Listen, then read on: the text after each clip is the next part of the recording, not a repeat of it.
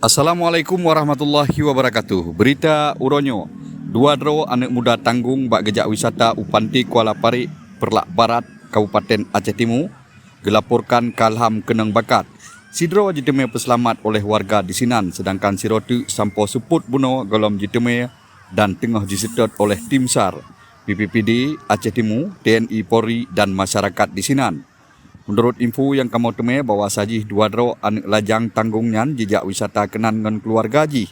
Di bak je Melangu, lam laut, dua anak mudanya ka kenang bakat dan sempat dilakai tulung watenyan warga langsung jitik ban dan sidro mahasi jimat ban dan selamat. Bandua anak muda tanggungnya nakuh warga Perlak Timur, Kabupaten Aceh Timur.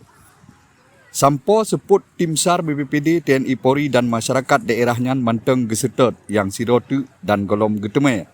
Tamlake ba Allah SWT korban berbagah jeteme.